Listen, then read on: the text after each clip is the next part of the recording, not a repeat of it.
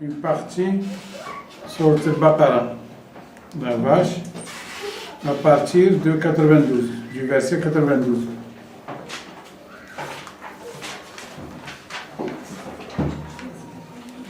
À partir du verset 92, Baqara, deuxième sourate.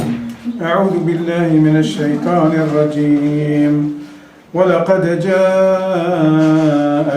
موسى بالبينات ثم اتخذتم العجل من بعده وأنتم ظالمون وإذ أخذنا ميثاقكم ورفعنا فوقكم الطور خذوا ما آتيناكم بقوة واسمعوا قالوا سمعنا وعصينا وأشربوا في قلوبهم العجل بكفرهم قل بئس ما يأمركم به إيمانكم إن كنتم مؤمنين قل إن كانت لكم الدار الآخرة عند الله خالصة من دون الناس فتمنوا الموت إن كنتم صادقين ولن يتمنونه أبدا بما قدمت أيديهم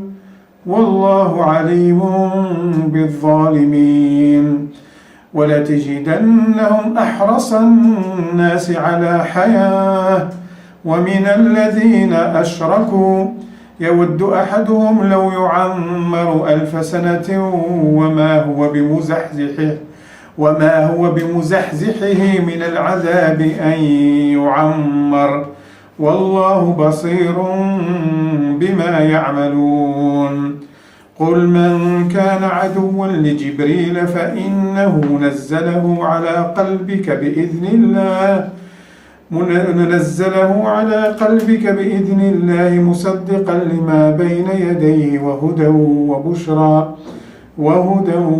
وبشرى للمؤمنين من كان عدوا لله وملائكته ورسله وجبريل وميكال فإن الله عدو للكافرين صدق الله العظيم.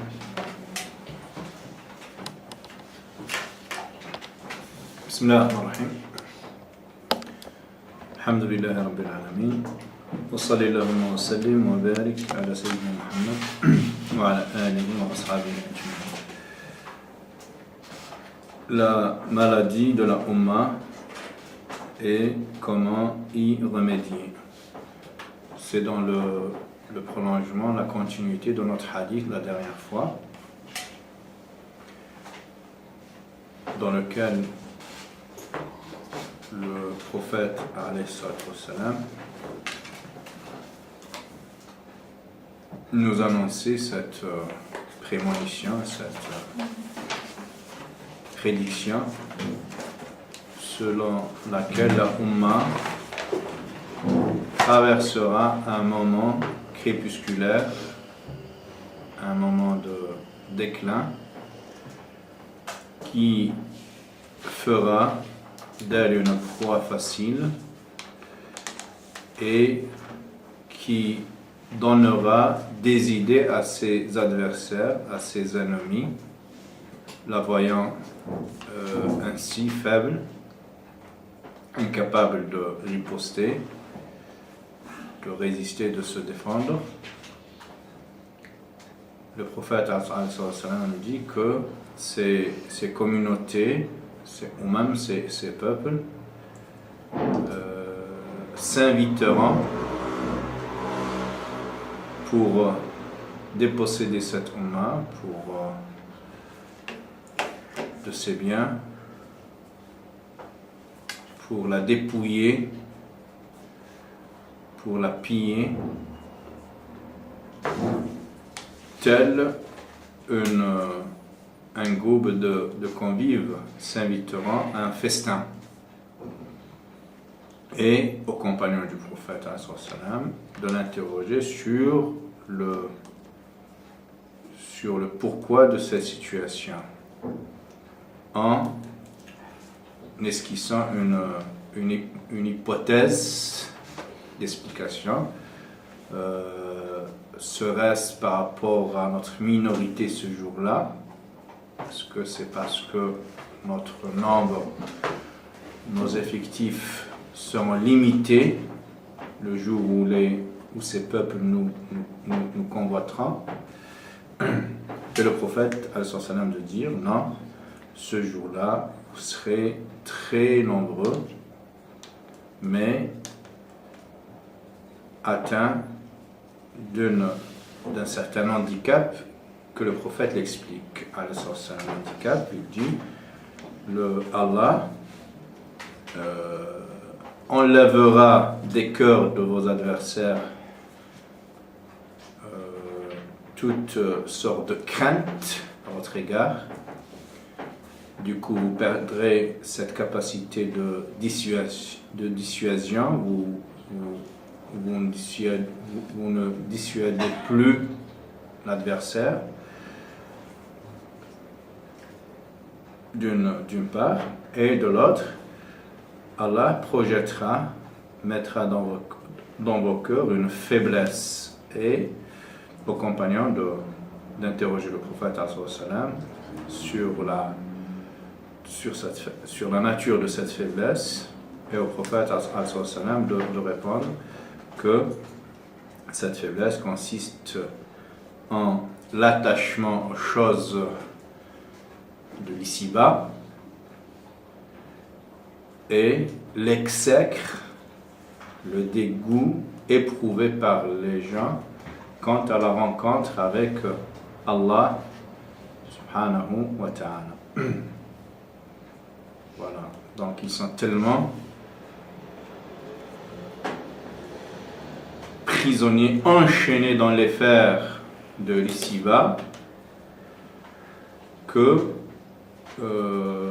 qu'ils n'envisagent même pas une rencontre avec Allah. Ils ne la souhaitent même pas parce qu'ils n'ont rien fait pour que cette comparution devant l'être suprême se fasse dans les meilleures conditions. Donc ils redoutent, ils craignent, ils réfutent psychologiquement cette rencontre, ils la fuient vainement, bien sûr, parce que toute âme goûtera du verre de la mort, dit le Coran. Voilà, dans la continuité de ce hadith, on va essayer de dire deux mots sur cet état de la Ummah et la manière dont notre Ummah doit procéder pour s'affranchir, se libérer de cette situation, de ce blocage.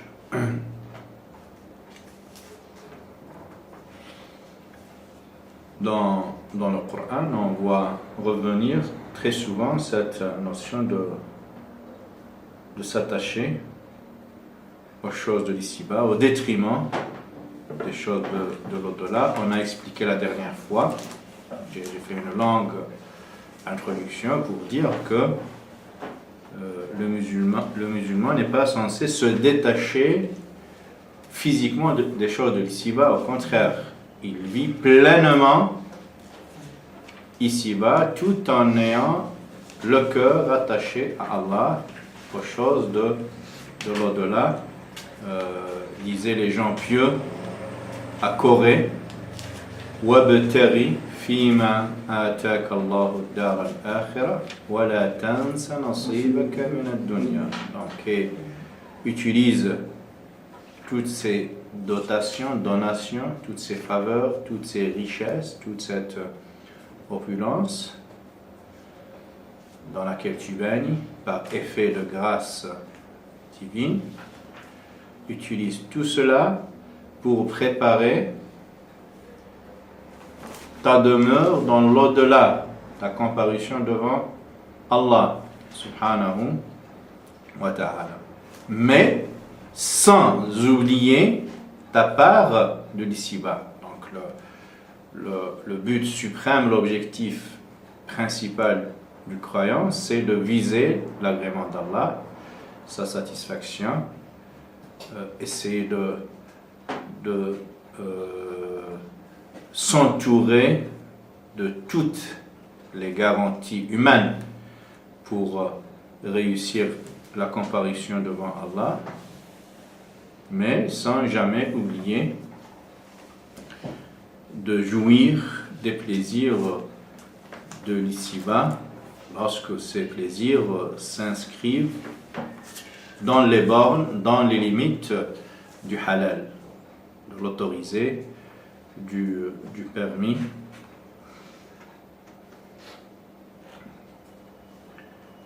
Voilà, donc il ne s'agit pas pour le musulman de vivre un ascétisme, une austérité, mais d'utiliser les choses de l'ici-bas pour une noble finalité qui est celle d'agréer Allah subhanahu wa ta'ala. Disaient les maîtres spirituels, an takuna ظاهرا مع الخلق باطنا مع الحق. Donc de par ton corps, ton extériorité, tu vis pleinement avec les gens, avec la créature d'Allah.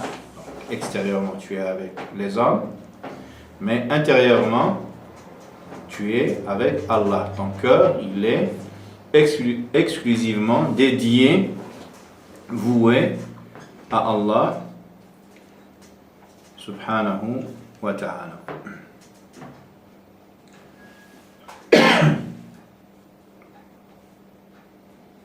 Dans le même paragraphe coranique, Allah justement nous donne un certain nombre de critères que le musulman doit utiliser pour distinguer une opulence, une prospérité, une jouissance agréable à Allah subhanahu wa ta'ala d'une autre opulence, prospérité, jouissance désagréable à Allah subhanahu wa ta'ala. Le Corée, cité par ce paragraphe coranique de la sourate, le récit, sourate al-Qasas. Il s'attribue tous les mérites qu'il a, il se les attribue à lui-même, à sa manière de faire, à son esprit d'entreprise, à son sens des affaires. قال إنما أوتيته على علم عندي. Tout ce dont je jouis,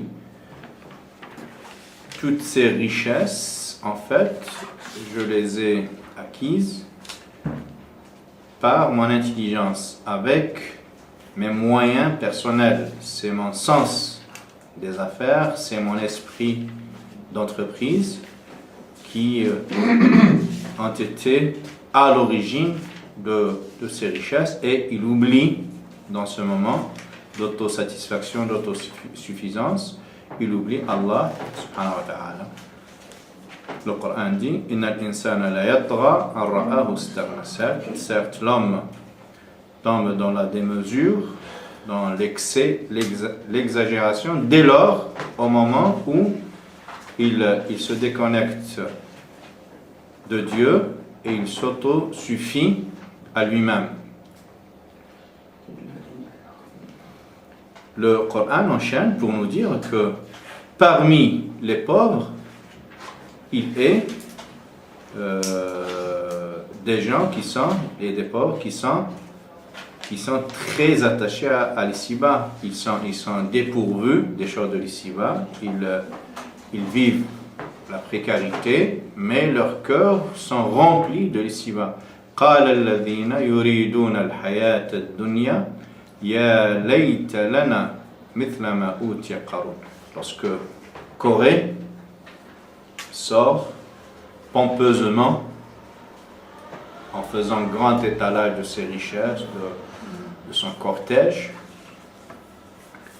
les gens faibles d'esprit, attachés à l'ici-bas,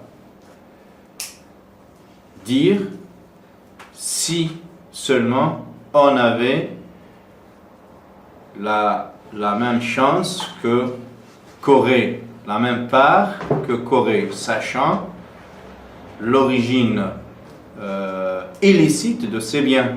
Mais quand bien même il savait l'origine illicite de ces biens, il le convoitait. Il convoitait son train de vie, sa manière de vivre. Et donc, ils n'ont rien à lui envier. Ils sont rangés dans la même catégorie. Sauf que lui, il a trouvé moyen de s'enrichir illicitement et eux, ils n'ont pas eu accès aux mêmes opportunités. Sinon, ils auraient fait la même chose parce qu'ils convoitent sa situation, sachant qu'il est dans le haram, que tout ce qu'il a thésaurisé, tout ce qu'il a amassé comme bien, de biens, il les a, ce sont des biens mal acquis, quand bien même ils savent tout ça, ils ont souhaité être comme lui. Mais après, bien sûr, très rapidement, quand ils ont vu sa fin funeste, sa fin tragique, ils ont remercié Allah de ne pas leur avoir tenu rigueur.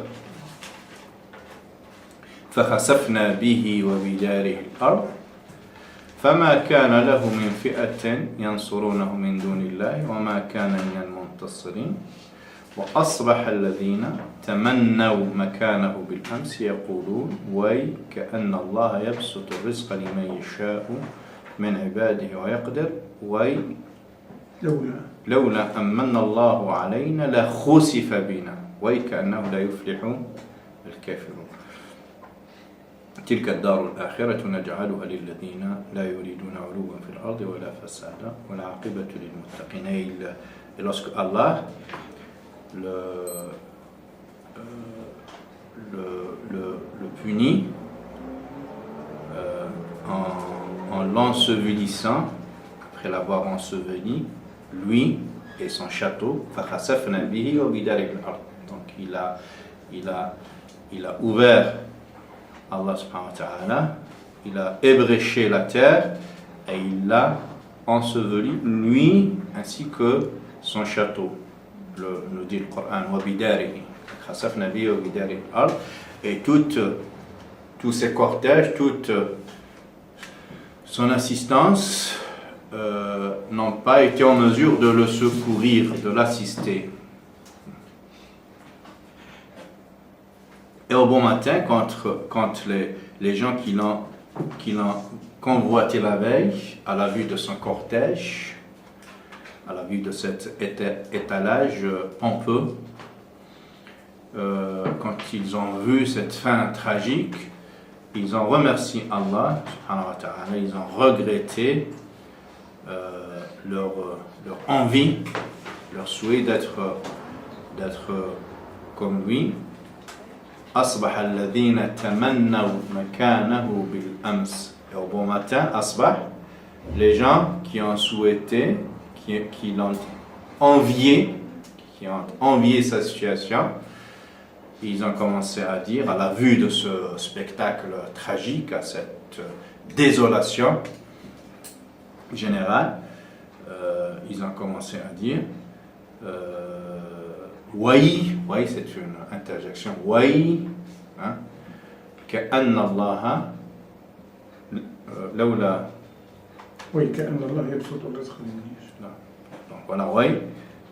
Certes, Allah, il fait des largesses à qui il veut et il met dans l'étroitesse qui il veut. Dans un cas comme dans l'autre, Allah éprouve les gens. لولا أمن الله علينا لخسف بنا. S'il n'y avait pas la clémence d'Allah, le pardon d'Allah, nous serions avec lui ensevelis, n'est-ce pas, dans la même situation. Laoula amanna Allahu alayna la khusifa bina. Il nous a appauvris. Non, pas du tout, non.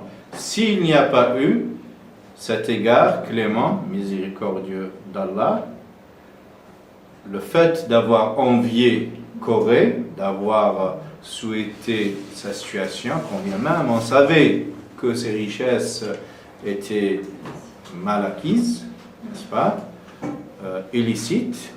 Donc par rapport à ce souhait, il savait qu'il méritait d'être rangé avec lui sous la même rubrique et dans le même châtiment. Mais Allah les a acceptés par effet légal. Parce qu'on a vu par ailleurs des gens qui ont fait presque comme eux mériter le sort des fauteurs. On a vu ensemble les gens de la rive, de la côte, cette partie des Israéliens, n'est-ce pas, qui ont transgressé le Shabbat. Et lorsqu'une minorité pieuse a voulu les en empêcher, n'est-ce pas, les rappeler à l'ordre, le reste du ventre mou de la Ummah, n'est-ce pas, la majorité silencieuse, leur avait dit: pourquoi vous faites ça? De toute façon, ces gens-là, ces fauteurs de troubles, ces pécheurs et pécheresses, ils ne sont pas récupérables, de l'une, et de deux, Allah va les châtier certainement. Il n'y a pas l'ombre d'un doute, donc ce n'est pas la peine de les rappeler à l'ordre. Et Allah, in fine, on a vu comment ça s'est soldé.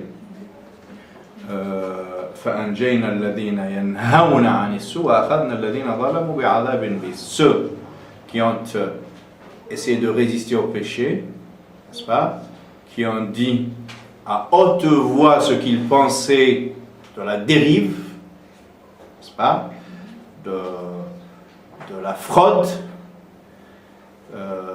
ces gens-là ont été acceptés du châtiment, et tout le reste, Allah les a qualifiés d'iniques, d'injustes. Ils ont été frappés par le châtiment. C'est-à-dire, et les pécheurs, donc c'est ceux qui ont commis le péché de péché, voilà, ceux qui ont commis le péché de péché le jour du Shabbat, et ceux qui ont essayé de démotiver, de décourager les hommes engagés, impliqués, les gens qui résistaient au mal, au blâmage.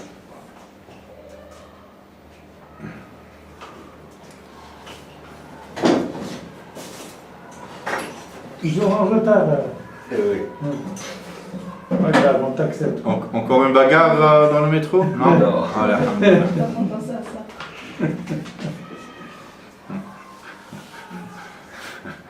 je dis à haute voix, Didier, ce que tout le monde a pensé.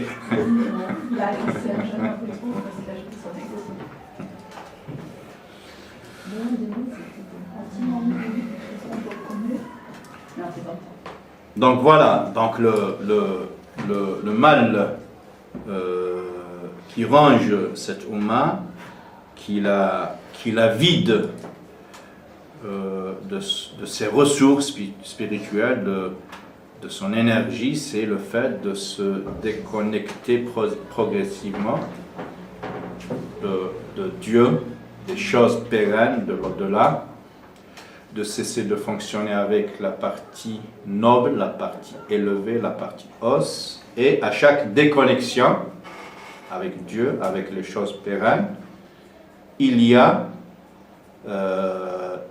s'établit une connexion avec les choses de l'ici-bas. N'est-ce pas? À chaque déconnexion, à chaque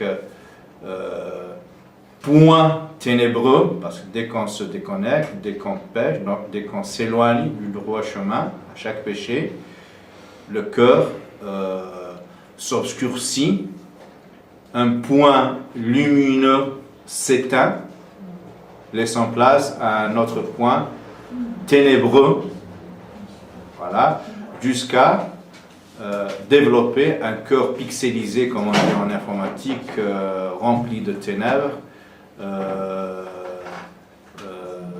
désempli, vidé de toute lumière, voilà, et complètement orienté vers le bas, attaché vers les choses de l'ici-bas, fonctionnant exclusivement avec la partie basse. Et le Coran a très très bien exprimé cet état de fait.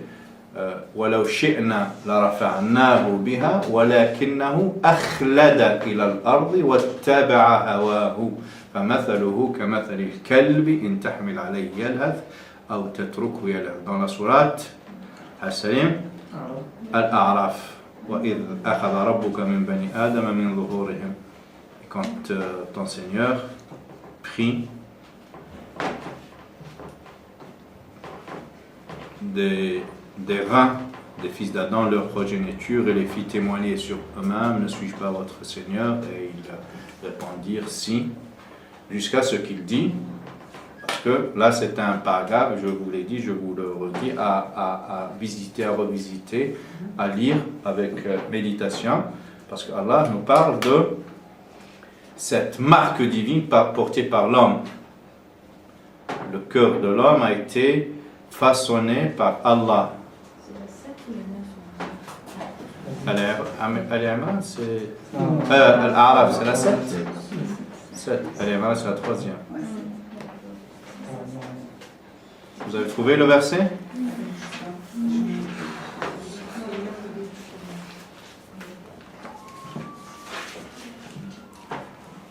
Dans la Sourate Al-Baqarah, dans la caverne, Allah il dit ne suivez pas ceux qui suivent leur passion.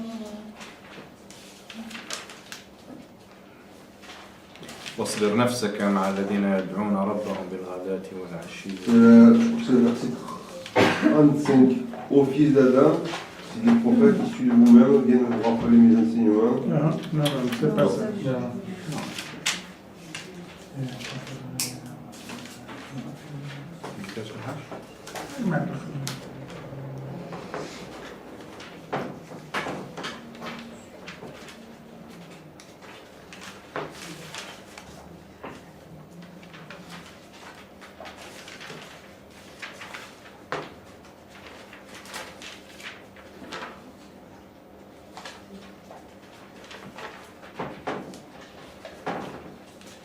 Verset 172, page 173.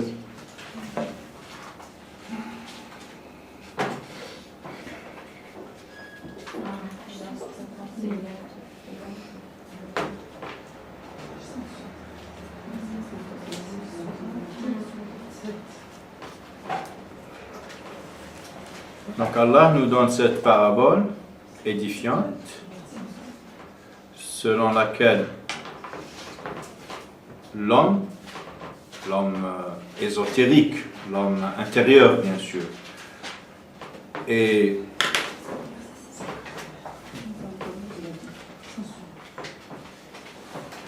façonné, conçu par Allah de la meilleure manière, de façon à ce qu'il soit compatible, de manière à ce qu'il corresponde à la loi d'Allah subhanahu wa ta'ala. La création humaine, Allah a créé l'homme de manière à correspondre avec sa loi, n'est-ce pas? Et l'homme fait tout pour se dégager de cette vêture, de cet habit intérieur. Une salakh, on dit salakha, c'est dépecer, hein? Donc se dépecer, donc c'est comme si l'homme sort de sa peau, laquelle peau offerte par Allah, mais pas la peau du corps, mais la peau du cœur. Donc la vêture du cœur. L'homme, il fait tout en accumulant les chutes jusqu'à déchirer cette vêture intérieure initialement offerte, gracieusement, prodigalement offerte par Allah subhanahu wa ta'ala, pour lui substituer une autre vêture qui est celle de l'impureté, de la souillure.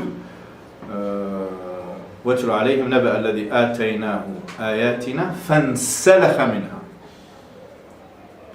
Il se dégage de cette vêture faite par les marques, les indices d'Allah subhanahu wa ta'ala. وَاتَّبَعَ هَوَاهُ. Donc au lieu de se cramponner, s'attacher à ces indices qui sont de nature à l'élever vers Allah, à l'orienter vers Dieu, à le faire fonctionner avec sa partie noble, son esprit, son cœur, son intelligence, lui, il a préféré se dégager de cette vêture, de la vertu, de la piété, pour se braquer son attention vers la partie basse, en suivant sa passion. Donc, voilà, bien sûr, Shaitan est là pour l'aider, pour l'enfoncer, pour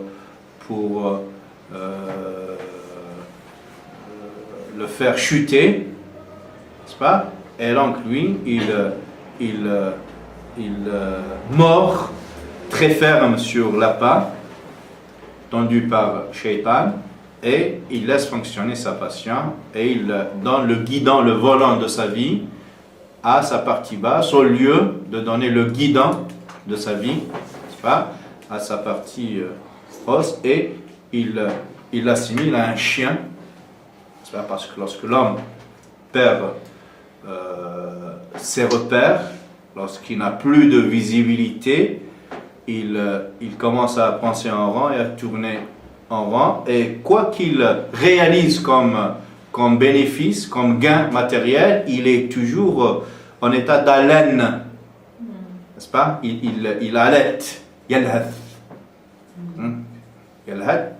Donc il est toujours en train, parce que lorsque la vie perd son sens sublime, elle oscille entre deux bords. À chaque fois, l'homme ambitionne, souhaite un objectif, la réalisation d'un objectif matériel, et dès qu'il le réalise, il en a marre, n'est-ce pas? Et il commence à souhaiter un autre.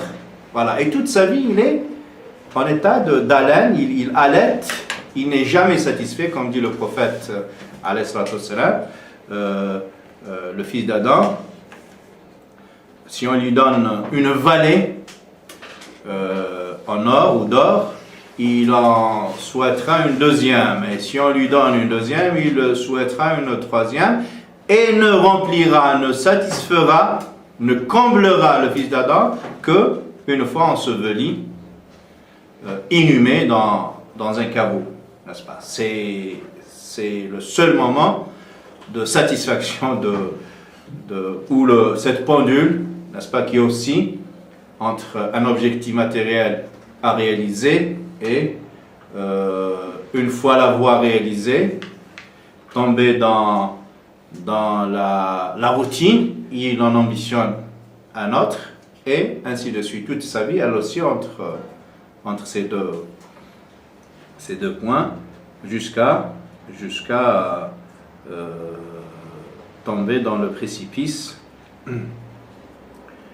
et franchir le pas vers l'au-delà.